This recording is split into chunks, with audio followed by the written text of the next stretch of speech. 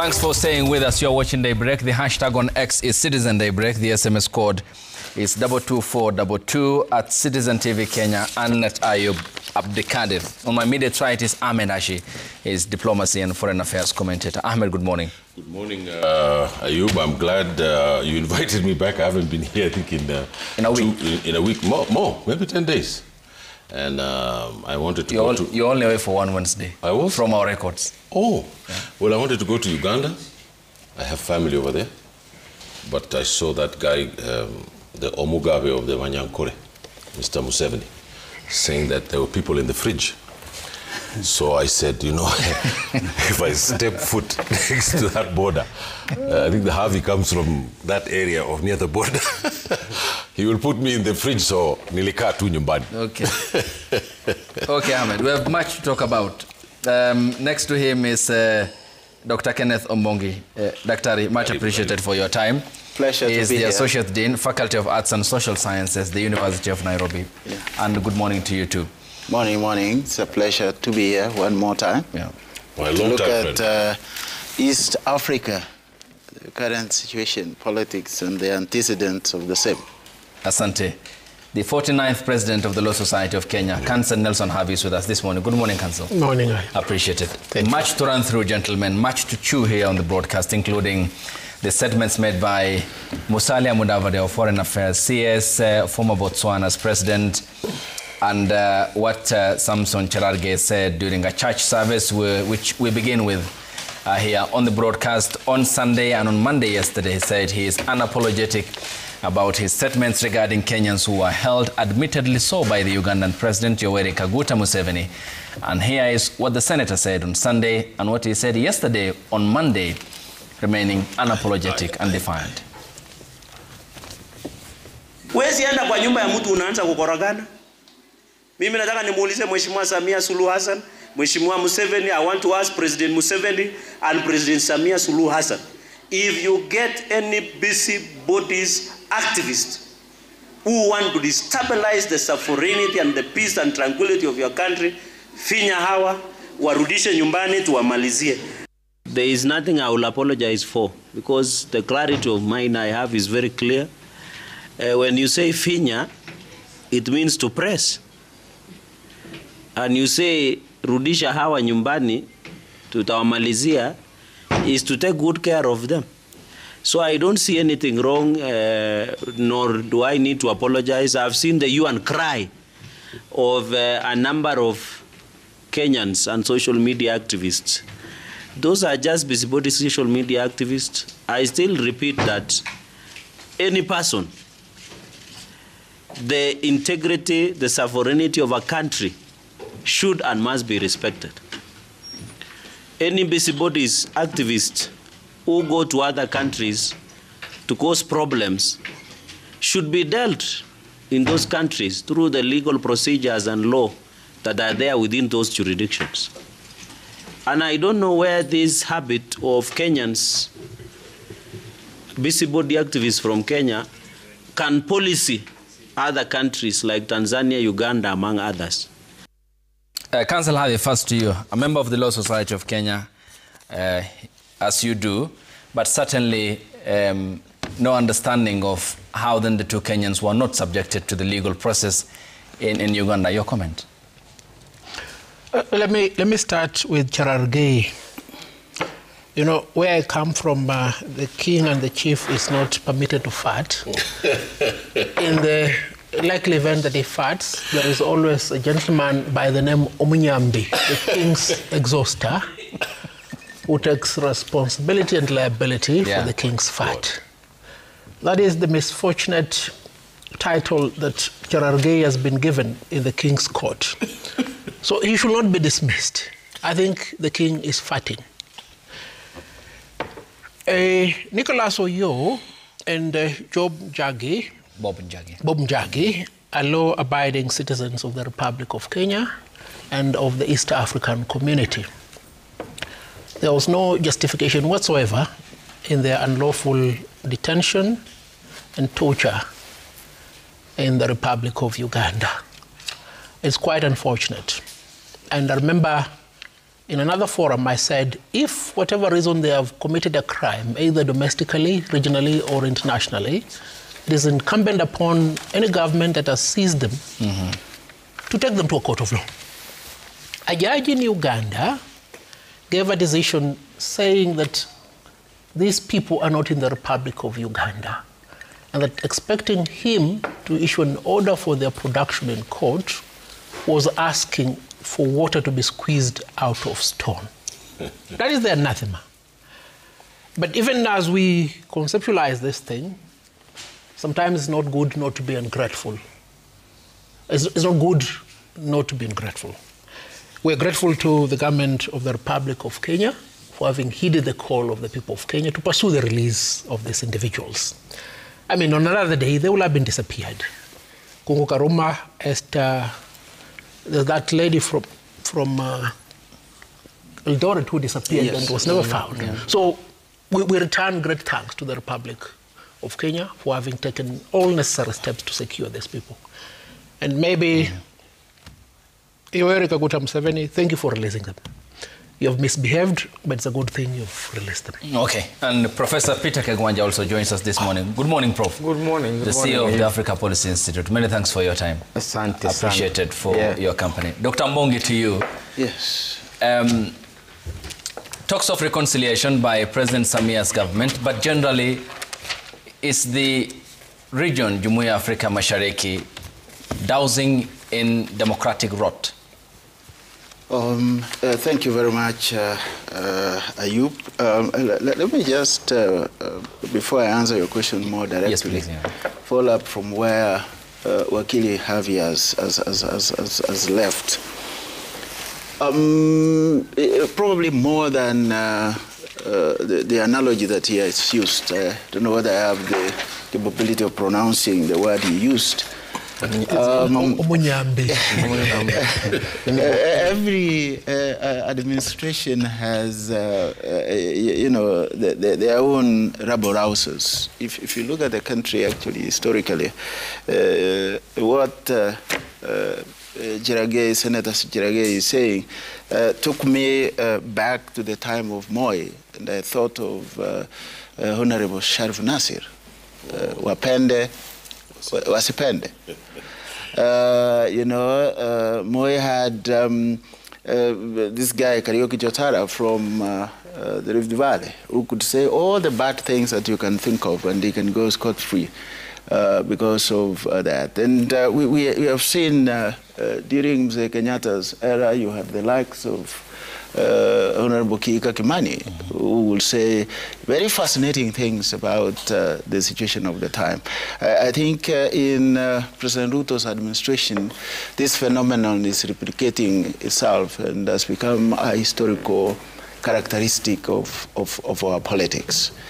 But beyond that, directed to your question, the political situation in East Africa is fairly clear. That the political space is actually shrinking, while the citizens' dissent is on ascendancy. Very, very interesting, very fascinating. And it doesn't matter, how much Her Excellency President Sulu is going to apologize, recall for reconciliation. I think the people of Tanzania have lost their political innocency that we used to associate with them. And as I said a few days ago, once you push people against a wall, they bounce back. And when they bounce back, please find a place to hide. And that is what probably President Samia should be looking for. He is, struggling to maintain the country. She inherited a country that, was getting increasingly impatient with political dissent. But the situation we had during Magavuri's time, if you ask me, he had this very strong characteristic that will enable him to control the situation and every so often actually speak to the garel. Magufuli was a very interesting autocratic leader who will literally do what in my village we could simply call a rat act. You know, a rat bites you and then it blows into that so that you don't feel pain. That's the analogy that one could see, because Magufuli spoke the language of the people. But then he actually reduced the political space. He started the phenomenon of jailing and chasing away, you know, the opposition from Tanzania. I remember the current Lissu Tundu was, I think, in one of the Nordic countries, literally as a refugee after running away from Tanzania. Now, President Suluhu inherited a situation that she was actually not able to control. She did not have the political kind of characteristic that Magufuli had of a strong, you know, autocratic leader who is a rabble-rouser everywhere he went. Whether he came to Nairobi, he will actually talk down to us. Whether he was in a village in Songea, he will literally rubbish his administrators and look like he's a people's president. Samia Suluhu missed that. And she is, you know, in Africa, naturally, a deputy or a vice president has to be weak for the president to be the president. And one thing I think that qualified her to be chosen as a running mate to Magufuli is because she was weak. With that weakness, she was not able to control the situation. Yes, Ahmed. Well, I was on the program, I think, 10 days ago. And I was with my senior there. And I prophesized what was going to happen in Tanzania. Exactly, and to the point, it's on tape. And I think that we have a historian here who's a very old friend of mine. There's a guy called Fernand Braudel, who said history can be divided into three parts. One that moves rapidly, one that moves slowly, and one that hardly seems to move. So as far as Tanzania is concerned, history is moving at a breakneck speed. I think that, as I predicted, that within 3 to 6 months, I thought 6 months, but I think now 90 days, I think that the rumblings in the Chama cha Mapinduzi is going to explode out into the open. Because the factions inside the Chama cha Mapinduzi are going to hold Suluhu accountable, because the law of a political party is to get into power. And I said that this was the end of the Chama cha Mapinduzi. And it is the end of the Chama of the Mapinduzi, if I can try to link it, my good friend Ayub. You know, there's a guy called Deng Xiaoping in China who brought out the tanks and crushed the Tiananmen protests. You know, remember that? Where they tried, nearly one, the estimates are that hundreds of thousands of young people died in that. Now, you know that the Chama cha Mapinduzi is a proto-Maoist political party. And it has been forced down its throat to accept the liberal modus operandi of law and constitutions and all these parliamentary issues. But essentially, the country is ruled by the iron fist of the party and its leaders. And you can tell one thing is that behind Madam Suluhu is the Honorable former President Jakaya Mrisho Kikwete. And I can guarantee you that the CCM is either going to fight to the bitter end, or the people of Tanzania are going to have a victory that will be unprecedented in the short history here in East Africa.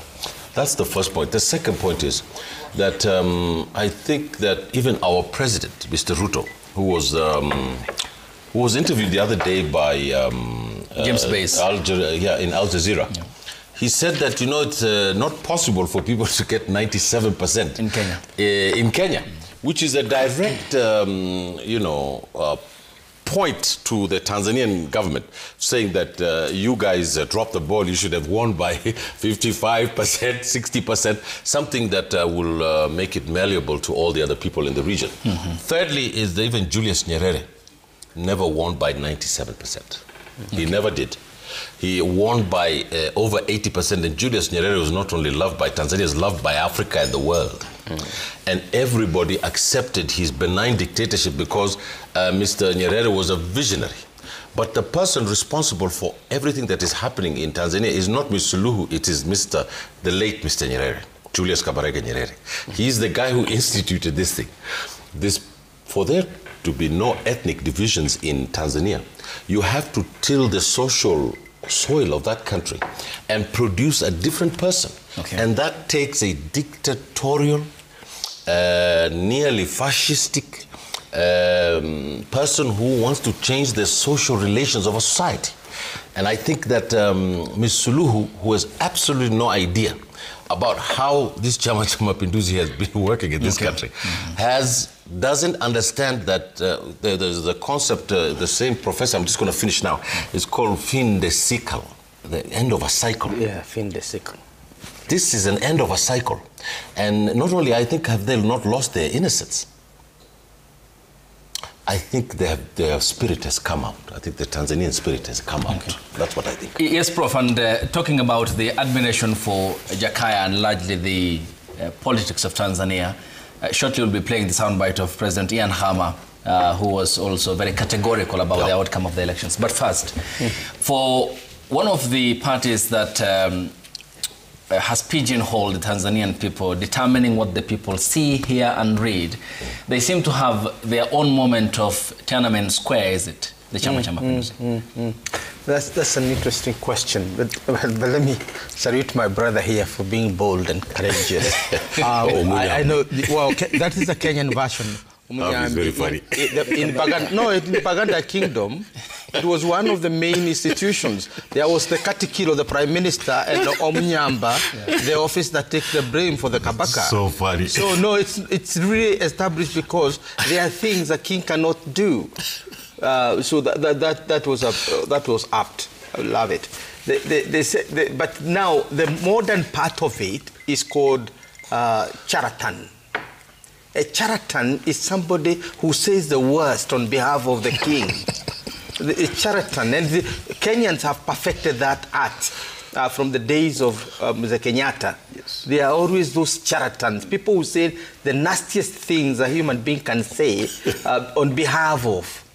So the fry who is the Fimbo and others will say things, but the charlatan will come around. Right now, Odinga had this cabal of charlatans. You worked for him. Well, no, I wasn't. You are not one of the charlatans. I was never a charlatan. Yeah, you are never one Junet Mohammed was a charlatan. Yeah, we knew the charlatans of those days. So it's an art. But we are saying, if you want to be a dictator, and this advice I hope I can build Madam Suluhu, if you want to be a dictator that breathes fire and brimstone, you have a clear license and people will accept it. Governance with knowledge, not foolishness. True. And two, governance with prosperity, not poverty. So if you govern us with poverty and foolishness, the people are going to rebel. It doesn't matter how long you're going to do it. Now, the difference between the Maoist party, we've talked about the CPC in China, and its version in Tanzania, is that the Maoist party is one of the few in the world that are knowledge-based. And that knowledge means you listen to all the intelligence to the deepest of the grassroots and then govern people according to the way they want, because you don't want them to resist. 1.4 million people in the streets, which government can survive. So they know their survival is based on one, listening to the people and doing what they want, package what they want in your own policies, and that's it. Finally, invest in knowledge, invest in the economy, and people will accept. So the problem with the CCM is firmly and squarely one of impoverishing Tanzania, both in terms of knowledge and in terms of prosperity. By impoverishing Tanzanians in terms of knowledge, they crossed Tanzania and brought this idea of Tanzanian exceptionalism. And when Tanzania thought the Harveys of this world and the Kagwanjas of this world are nasty, it claimed that it's a frontline state and left East Africa as far as the soul is concerned. So what we have had here in East Africa is the body. of Tanzania, not the soul. The soul is in the south. Alliance with Mozambique, alliance with Zimbabwe, alliance with one-party states that are dictatorial, essentially, which claim legitimacy from their nationalist performance. But essentially, you are talking about the 21st century, whether we have a couple of generations that think differently. What we have seen under Madam Suluhu on the road to the 98% victory, which, and somebody said, even if you want to rig, rigging has some intelligence. I think that was Moi Kibaki who said that once. Yes. In this particular one, there is no intelligence. But I think there is. The intelligence was Tanzanians didn't get out to vote. And therefore you got the vote and put them in, staffed them, not to defeat anybody because you are not fighting with anybody. So you know what you staffed. So it is the truth coming out by itself that we staffed 98% or 97.7% of the ballot. Because if you listen to the observers, those who are there, they waited and waited and waited the whole morning and the whole afternoon, just a trickle, maybe one vote, maybe two votes, maybe three votes. So that would have been a more embarrassing outcome where there is zero return than 98. So I think we need to credit her for that wisdom of basically knowing that it's better to have a number than to have a zero. So she chose not to have a number, which is 97.7%, and not to have a zero. Chadema succeeded. The opposition succeeded in getting Tanzanians not to vote during that day. And the young people who came out were right, that they were saying we are not going to vote. So if the young people are not voting, the old people are not voting, who is voting? So that is the dilemma the CCM finds itself. Finally, the dictatorship within the party, the purging of people like the former foreign minister, Bahamba, and others, and the kind of the sacking of three chief of intelligence within a period of, within months. And numerous cabinet reshuffles. And numerous cabinet reshuffles. Nobody, Tanzanians lost the count. That is the worst whirlwind of dictatorship you can have. Ahmed, I'll come to a very specific point on Daktari about, yes, your hand is up. Actually, that is the weakness that I was talking about. You see, this lady inherited Magufuli, but then she didn't have the power that Magufuli had to control the situation. And hence the many reshuffles, the guesswork that went on in reorganizing and further reorganizing her government. But the point I wanted to put across is I think the CCM we are talking about now in Tanzania is not Nyerere's CCM. No. It is a mongrel of so many things that have evolved from the 60s. Nyerere comes to the stage in Tanzania at a very young age of 39. A teacher, very virtuous, and thought he would build a nation using a very strong sense of morality. And credit him. My brother here said a few things about it. Credit Nyerere. He was actually the only of the three East African presidents of the 60s who was able to create a nation out of a conglomeration of ethnic groups that were thoroughly divided by colonialism. So he took the country of Tanzania as a big classroom, and he gave them instruction on civic duty. And up to fairly recently, we actually were using Tanzanians as a good example when it comes to civic behavior and civic duty. That's why I said, at least for now, they have lost their innocency. Now, if you go to Uganda, they had Obote, who was not as erudite, who was not as philosophical as Nyerere, but was a raw politician, and the country broke up. In Kenya, we had a patriarch. In Uganda, Obote was, I think, 36. He was the youngest of all. In Kenya, we had a patriarch who was very cautious to keep the country together, but created a country that was thoroughly divided on ethnic lines, and he ruled the country through what Kawanja and I call ethnic aristocracy. So if you look at these three early presidents, they determined the trajectory that the countries will take thereafter. Fast forward, Kenya is the reverse of what it was in the 60s. Our president is the youngest, actually, in the region, I think, at 58.